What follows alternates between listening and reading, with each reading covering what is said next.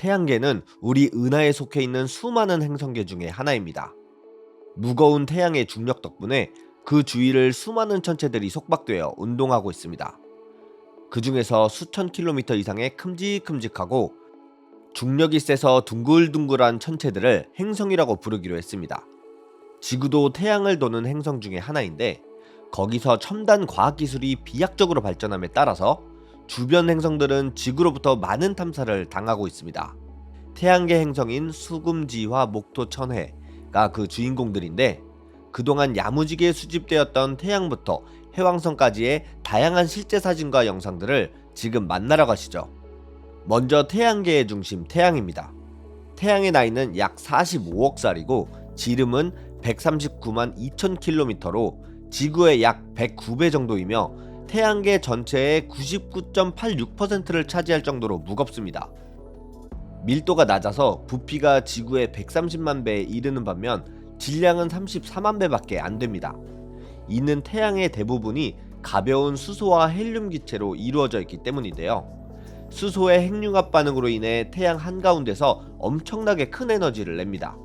이렇게 태양이 일초에 내는 에너지는 전 인류가 100만 년을 쓰고도 남을 어마어마한 양입니다. 태양의 중심에서 핵융합으로 만들어진 빛은 태양의 표면까지 평균적으로 17만 년 동안 이동을 합니다. 탈출에 성공한 빛은 태양 표면에서 지구까지 오는데 약 500초 정도 걸립니다. 그러니까 여러분들이 아까 낮에 본 태양빛은 대충 석기시대쯤 생성된 빛이겠군요. 태양의 빛은 편의상 주황색으로 표현이 되지만 모든 영역의 가시광선을 포함하기 때문에 맨눈으로 보면 백색광을 띱니다. 2012년 8월 31일에 태양 역학 관측소에서 관측한 태양의 모습을 봅시다. 태양 표면에서 수천 킬로미터를 뻗어나가는 플레어 현상을 관측한 영상입니다. 태양에서는 가시광선 외에 우리 눈으로 볼 수 없는 수많은 빛을 내뿜는데요. 빛뿐만 아니라 양성자와 전자, 미립자 등이 튀어나와 지구를 초속 500km로 때리는데, 이것을 태양풍이라고 부르며 생명체에는 아주 치명적입니다. 우연인지 다행인지 지구는 자기장이 그 태양풍을 막아주는 방패 역할을 하고 있어서 생명체들이 안전하게 살 수 있습니다. 이렇게 어마어마한 태양에서 가장 가까운 행성, 수성입니다. 이 행성은 태양계에서 가장 작은 행성으로 지구의 40% 수준입니다. 수성의 하루는 1408시간, 1년은 88일 정도이고 찌그러진 원형으로 빠르게 태양 주위를 돌고 있습니다. 덕분에 수성에 탐사선을 보내는 난이도는 굉장히 높습니다. 그 어렵다는 수성 탐사를 메리너 10호 메신저호가 해내며 수만 장의 사진을 지구로 전송하고 수성에 뼈를 묻었습니다. 사진에서 확인할 수 있는 수성의 특징은 바로 크레이터입니다. 수성의 대기는 거의 없다시피 할 정도로 소량의 원자만 돌아다니는 수준으로 희박하기 때문에 주변에서 날아오는 수많은 운석 자국에 의해 달의 표면과 매우 흡사합니다. 지구와 같이 대기가 짙다면 중력에 의해 다가오는 천체들이 대기에서 단열 압축에 의해 불타 없어지겠지만, 그렇지 않은 수성에는 상처 투성인 것이죠.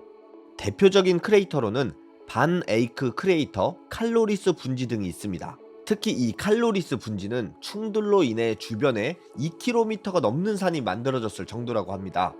수성을 탐사했던 메신저호는 마지막으로 초근접 촬영을 위해 수성으로 낙하하면서 지구의 사진을 전송하고는 또 하나의 크레이터를 남겼습니다.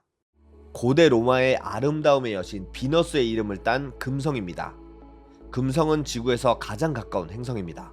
가까운 데다가 지구에서 관측되는 천체 중에 세 번째로 밝게 관측되기 때문에 샛별로 불리기도 합니다. 첫 번째는 태양, 두 번째는 달입니다. 그러니까 우리가 밤하늘에서 해와 달을 빼면 가장 밝은 별이라고 할 수 있는 거죠. 색깔도 아름다운 노란색이기 때문에 그 이름도 비너스인 이 행성의 외관 뒤에는 태양계의 다른 곳과 달리 폭풍과 지옥의 세계가 펼쳐져 있습니다. 금성은 지구와 거의 같은 크기며 핵, 멘틀, 암석, 지각 구조도 거의 비슷합니다. 하지만 금성의 지각에는 거의 에베레스트 산만큼 높은 화산 맥스웰 몬테스가 있고 매우 두꺼운 대기층을 가지고 황산비를 뿌려댑니다. 시속 360km의 속도로 구름이 휘감고 있으며 이 짙은 대기 덕에 압력이 너무 높아서 인간이 서 있다면 짓눌릴 만큼의 기압을 유지하고 있습니다. 이 대기는 현재 지구에서 온난화가스의 주범인 이산화탄소로 금성은 아주 대단한 온실 효과를 보입니다. 이 이산화탄소의 반사율 덕에 우리 눈에는 굉장히 밝게 비춰지는 것입니다. 그런데 2020년 9월 15일 영국 왕립 천문학회에서 포스핀 가스를 관측하면서 생명체 존재 가능성이 논란이 되고 있습니다. 이 포스핀 가스는 생물체가 합성되면서 만들어내는 가스로 알려져 있으며, 우리가 모르는 방식으로 포스핀 가스를 만들어내는 것이 아니라면 생명체의 존재 가능성이 높아진 것이죠. 실제로 초기 금성은 지구와 비슷한 기온이었기 때문에 한때 생명체가 존재하다가 현재는 온실 효과로 인해 멸종하고, 대기 중의 미생물이 현재 변한 환경에 적응해서 대기 수던에 따라 흘러다니며 포스핀 가스를 합성하고 살아가고 있다는 가설입니다. 현재까지 알려진 유일하게 생명체가 사는 천체이며 우리 인류가 살아가는 곳입니다. 표면의 71%가 물로 덮여 있고 대기가 짙고 활발해서 우주에서 본 지구는 굉장히 아름답습니다. 지구의 실제 모습들을 살펴보겠습니다. 이 사진은 색감 조작 없이 나사의 분광 복사기로 찍은 지구의 실제 모습이라고 합니다. 달과 함께 찍힌 모습이 웅장하네요. 그리고 나사에서는 우주에서 지구의 개기일식 촬영에 성공하기도 합니다. 이 사진은 일렉트로 L 위성 사진입니다. 그리고 보이저 1호가 찍은 창백한 푸른 점, 특히 창백한 푸른 점은 64억 킬로미터 밖에서 보이저 1호가 찍은 지구 사진입니다. 77년에 발사된 보이저 1호는 13년 뒤인 1990년에 64억 킬로미터 떨어진 상황에서 카메라를 돌려서 지구를 찍었습니다. 처음에 이 의견이 나왔을 당시에는 나사의 반대 여론이 굉장히 많았습니다. 이거 카메라 한번 잘못 돌렸다가 태양빛에 카메라가 탈 수도 있고 여러가지 문제가 있을 수 있다는 의견이었습니다. 13년이나 걸려 보낸 보이저 1호가 고장날 수도 있다는 것이었죠. 여기서 화상팀을 맡은 칼 세이건은 보이저는 납세자들의 돈으로 만든 것입니다. 납세자들에게 사진 한 장 안 보여주는 게 말이나 됩니까? 라며 9년 동안의 노력 끝에 수많은 반대를 무릅쓰고 카메라를 돌릴 수 있었습니다. 그리고 보이저 1호는 창백한 푸른 점과 가족 사진을 우리에게 보내왔습니다.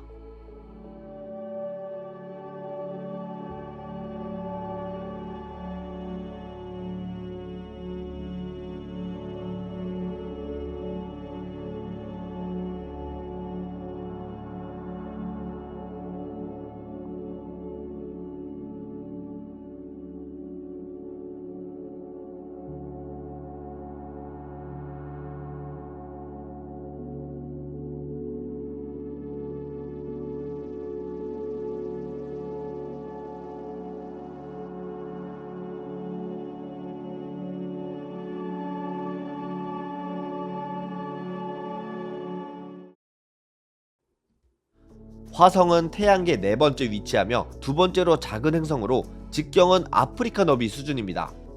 지구의 코어에서 액체 형태로 보호 자기장을 형성하고 있는 철, 니켈, 유황이 화성에는 암석 형태로 존재하기 때문에 지구와 다르게 보호 자기장을 형성하지 못합니다.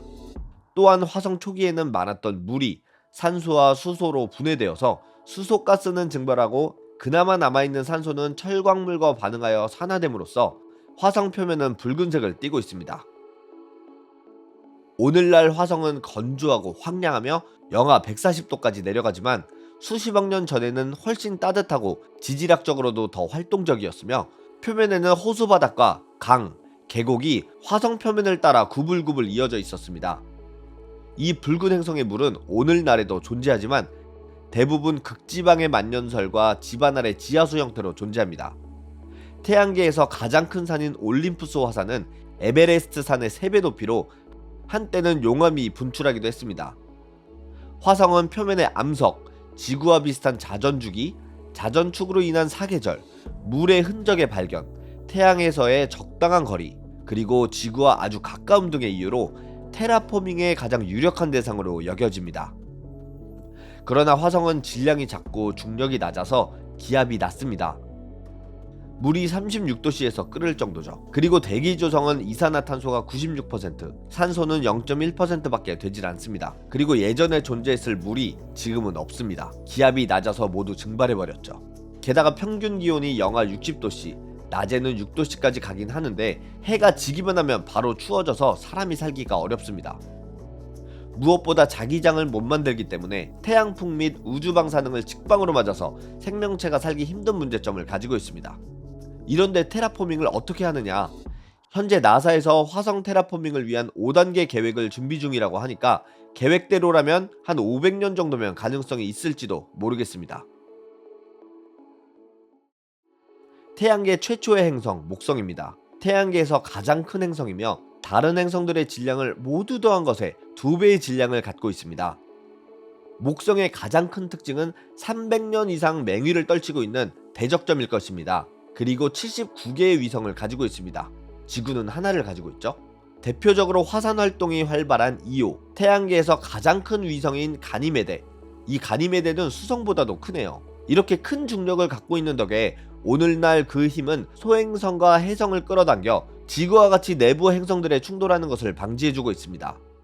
멋진 금색 꼬리를 가지고 있는 태양계의 보석 토성, 지구의 10배만큼의 지름을 가지고 있는 토성은 태양계 행성에서 두 번째로 큽니다. 그 크기가 무색하게 태양계에서 가장 밀도가 낮은 행성으로 물에 뜬다고 할 정도로 비중이 낮습니다. 타이탄이라는 특별한 위성을 가지고 있는데 이 위성은 수성보다 크며 비를 뿌리는 대기를 가지고 있을 정도입니다. 어쨌든 토성은 아름다운 고리를 가지고 있는데 이 고리의 정체는 수미터의 얼음과 암석 덩어리들로 이루어져 있습니다. 이 고리는 토성의 대기에 조금씩 빨려들어서 3억 년 정도 뒤에는 사라질 것으로 전망하고 있습니다. 이 고리의 생성 원인은 로슈 한계 안으로 접근한 위성이나 해성으로 생각됩니다. 로슈 한계란 모행성이 위성을 가질 최소한의 거리를 말하는데 토성의 고리는 모두 이 위치에 분포되어 있어서 꽤 신빙성이 있는 주장입니다. 목성의 분신 천왕성, 다른 행성 대비 밋밋한 생김새로 관심을 못 받는 행성 중에 하나입니다. 지표면이 메탄, 대기가 수소와 헬륨으로 구성되어 있어서 산란 효과 및 붉은빛 흡수로 인해서 푸른빛으로 관측이 됩니다. 고온의 핵을 가진 다른 행성들과 달리 천왕성은 암석 핵 위에 얼음으로 멘틀이 구성되어져 있습니다. 밋밋해 보이는 외관과 달리 천왕성은 햇빛이 잘 들어오지 않아서 그 속은 암흑일 것으로 추측됩니다. 그 암흑에서 메탄 바다가 펼쳐진 망망대해 속에서 초속 수백 미터의 태풍과 번개가 끊임없이 쳐대고 있습니다. 대기에 있는 수소 분자의 분해, 합성으로 인해서 낮보다 밤의 온도가 더 높다고 보고 있습니다. 여러모로 신기한 행성이네요. 천왕성의 생성 원인을 살펴보면 태양계 초기에는 가스의 밀도가 낮아서 가스 행성이 형성되기 어려웠기 때문에 이 천왕성은 목성에서 크기가 커져서 튀어나왔고 현재의 궤도로 이동하면서 자전축이 크게 기운 것으로 보는 것이 강력한 추정입니다.